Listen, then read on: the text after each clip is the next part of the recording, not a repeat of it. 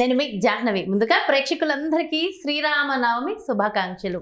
మరి శ్రీరామనవమి రోజు ఆ రోజు ఖచ్చితంగా మనం ఆచరించవలసిన విషయ పరిజ్ఞానాన్ని మనం తెలుసుకుంటే మరింత బాగుంటుంది కదా. మరి శ్రీరామనవమి రోజు ఏ మంత్రాన్ని ప్రత్యేకంగా జపించాలి? ముఖ్యంగా ఇది క్రోధినామ సంవత్సరం కదా.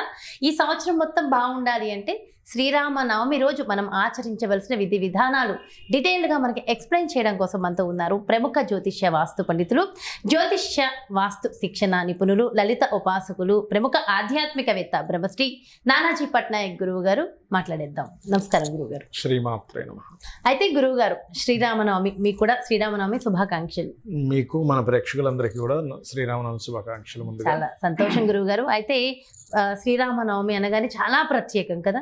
ముఖ్యంగా ప్రతి ఒక్కళ్ళు కూడా ఆ రోజు దగ్గర ఉన్న ఆలయాల్లో శ్రీరాముల వారి కళ్యాణం జరుగుతూ ఉంటుంది కదా.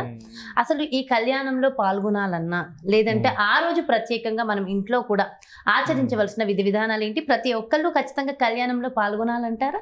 దాని గురించి డీటెయిల్గా వివరించండి. ఫస్ట్ ఆఫ్ ఆల్ ఏంటంటే శ్రీరామచంద్రమూర్తి లలితామ్మవారి స్వరూపమే అని చెప్తూ ఉంటారు శ్రీరామచంద్రమూర్తి. అలాగే కొంతమందికి కొన్ని అపోహలు, చిన్న ఎక్కడో ఇది ఉంది. అంటే ఏమిటి, రాముడి పూజ చేస్తే మనకు కష్టాలు వస్తాయని, సీతాదేవి పేరు పెట్టుకుంటే కష్టాలు వస్తాయని పెట్టుకోవడానికి కూడా భయపడుతుంటారు. అవును, వాళ్ళని పూజించడానికి ఆ నామ జపానికి కూడా భయపడుతున్నారు. ఒక మనిషి అంటే ఇప్పుడు చూడండి, సీతామహాతల్లి అంటే ఎవరు?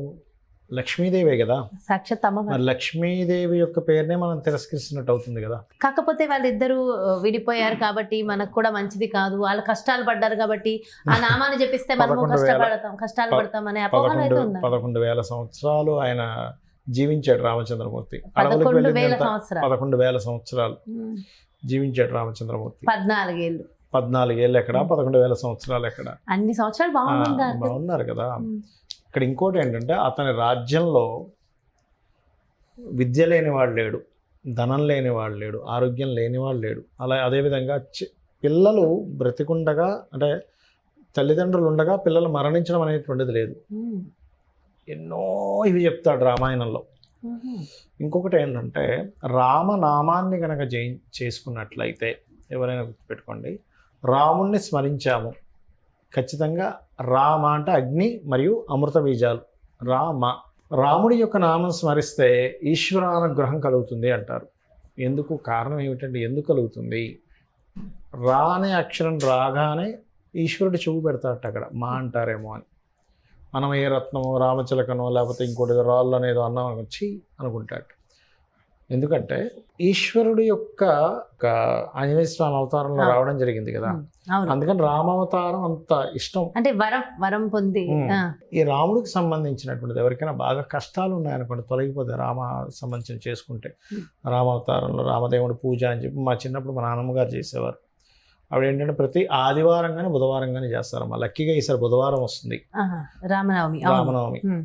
ఆది బుధవారాలు చేసేవారు మా ఇంట్లో. మాకు ఆదివారాలు ఎక్కువగా రామదేవుడి పూజ అని. చిన్నప్పుడు ఏంటంటే దానికి మన రవ్వతో చేసిన లడ్డు చేసేవారు. చిన్నప్పుడు ఏంటంటే మనకి వాటి మీద కాన్సన్ట్రేషన్ ఎక్కువ, లడ్డూల మీద కాన్సన్ట్రేషన్. కానీ పిల్లలకి ఏంటంటే ఎప్పుడైతే వాటి మీద కాన్సన్ట్రేషన్ ఉంటుంది, వాటి కోసం కూర్చున్నప్పుడు కథ చెప్పినప్పుడు రోజు ప్రతి ఆదివారం రాముడు కథ చెప్తూ ఉంటారు కదా. చెప్తున్నప్పుడు తెలియకుండానే రాముడి మీద అలా అలా అలా అలా భక్తి పెరుగుతుంది. ఇంకోటి ఏంటంటే, నాకు ఎప్పుడైనా సరే ఏదైనా ఇబ్బంది వచ్చింది, రాముడు కథను కనుక ఒక్కసారి అనుకుంటే మళ్ళా ఇబ్బంది పోతుందని రామాయణంలోనే ఉంటుంది. ఒకసారి వీళ్ళందరూ వెతకడానికి వెళ్ళినప్పుడు ఇంక ఈ సీతాదేవి దొరికేటట్లేదు, వెనక్కి వెళ్ళడం కంటే ఇక్కడ చనిపోవడం బెటర్ అనుకొని ఒక్కసారి మళ్ళీ కథ చెప్పుకుంటారు. అంటే అలాగా దశరథ మహారాజు, అంటే షార్ట్కట్లో చెప్తున్నాను చూడండి. దశరథ మహారాజు, ఆయనకి సంతానం లేరు. పుత్రకామేష్టి యాగం చెయ్యగా 4 సంతానం కలిగారు. ఎవరు వాళ్ళు? రామలక్ష్మణ భరత శత్రుఘ్నులు. వీరు పెరిగి పెద్ద అవుతూ ఉంటే ఆ యొక్క ఈ యజ్ఞాలకి వాటికి ఆటంకం జరుగుతుందని ఆ మహర్షి వచ్చి రాముణ్ణి లక్ష్మణుని తీసుకొని వెళ్ళారు. దాని తర్వాత అక్కడి నుంచి ఆ యొక్క యజ్ఞ సంరక్షణార్థమై ఆ కార్యక్రమం అయిపోయిన తర్వాత ఆ యొక్క ధనుర్భంగము జరిగి సీతాదేవితో వివాహం జరిగింది.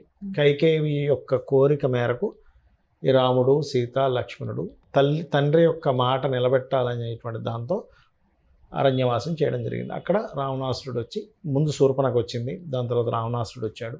రావణుడితో సీతాపహారం జరిగింది.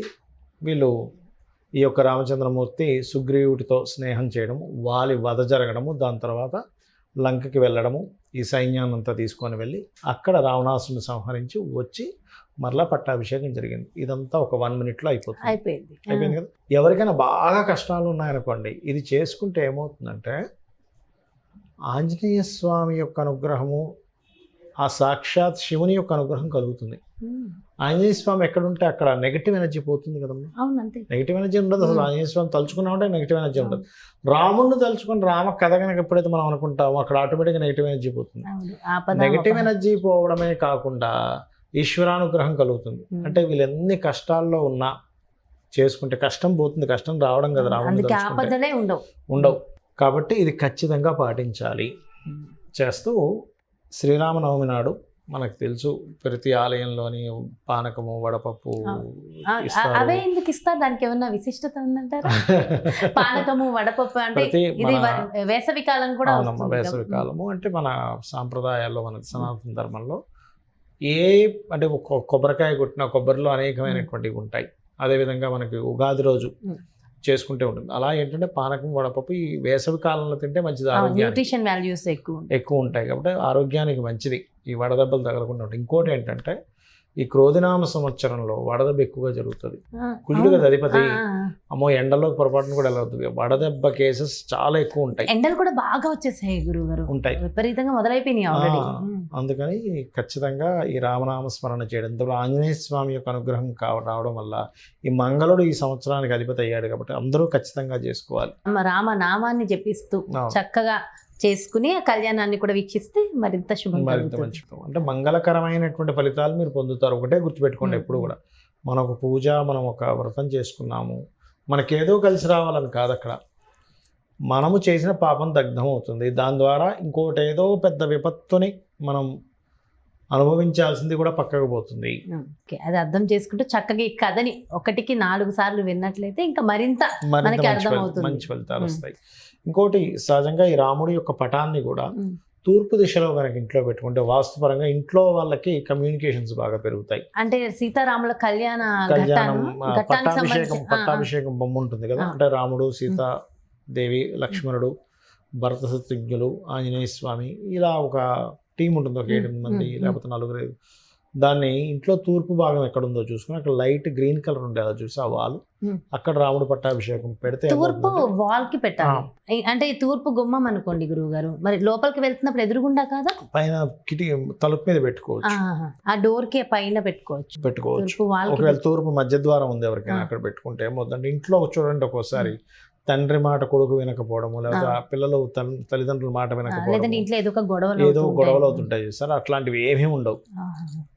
మార్పు ఖచ్చితంగా వచ్చి తీరుతుంది. ఎందుకంటే చాలా మందికి వాస్తులో చెప్పినప్పుడు వాళ్ళ ఇళ్లలో మార్పులు నేను చూసాను. దేవుని మందిరం కూడా ఉంటుంది కదా, దానిపైన పెట్టుకోవచ్చు అంటారు. దేవుని మందిరం మీకు ఈస్ట్ సెంటర్ లో ఉంటే అక్కడ పెట్టుకోవచ్చు. ఒకటే గుర్తుపెట్టుకోండి, ఈస్ట్ సెంటర్ లో పెట్టాలి. దేవుని మందిరంలో పెడతారా, లేకపోతే అక్కడ ఇంకేదైనా కిటికీ పైన పెడతారా, తలుపు పైన పెడతారా, మీ ఇష్టం. కానీ ఈస్ట్ గుమ్మానికి ఈస్ట్ సెంటర్ అయి ఉండాలి. మొత్తం ఇల్లు ఇది తూర్పు, ఇది దక్షిణము, ఉత్తరము, పడమర కదా, మొత్తం ఈస్ట్ కి సెంటర్ ఉంటుంది కదా, అక్కడ పెట్టాలి అంతే. ఇంకా మీరు కంపాస్ పెట్టి చూస్తే తెలుస్తుంది ఈ స్టేట్ ఉందనేది, అక్కడ పెట్టడమే. చాలా మంచి రెమెడీ కూడా ఇచ్చేసారు గురుగారు. Thank you so much. నమస్కారం. శ్రీమాత్రే. చూసారు కదండి, అసలే క్రోధి నామ సంవత్సరం, అసలు ఏం జరుగుతుందో అని కాస్త భయంగా ఉంది కదా. ఈ భయాల నుంచి, భయంకరమైన పరిస్థితుల నుంచి బయటపడాలి అంటే ఖచ్చితంగా మన సనాతన ధర్మం ప్రకారం చెప్పినటువంటి ఇలాంటి ప్రత్యేకమైన తిథులకు సంబంధించిన వేడుకలు మనం జరుపుకోవాల్సిందే. ముఖ్యంగా శ్రీరామనవమి నాడు మనం ఆచరించవలసిన విధి విధానాలు ఏంటి, ఏ నామాన్ని జపించాలి, ఏ విధంగా మనం ఉండాలితో పాటు చక్కగా రాముల వారి ఘట్టానికి సంబంధించిన పటాన్ని ఏ దిక్కున పెట్టుకుంటే మంచి జరుగుతుంది అనేది కూడా గురువుగారు ఎంతో చక్కగా వివరించారు కదా. మరో చక్కటి ప్రత్యేకమైన కార్యక్రమంతో మళ్ళీ మీ ముందుకు వచ్చేస్తాను. నమస్కారం. మరి అదేవిధంగా మీ యొక్క జాతకానికి సంబంధించి కానీ, లేదంటే మీ ఇంటి వ్యాపార వాస్తుకు సంబంధించి కానీ గురువుగారిని సంప్రదించాలి, అపాయింట్మెంట్ కావాలి అనుకుంటే వెంటనే క్రింద డిస్ప్లే అవుతున్నటువంటి నెంబర్స్కి కాల్ చేయండి. నమస్కారం.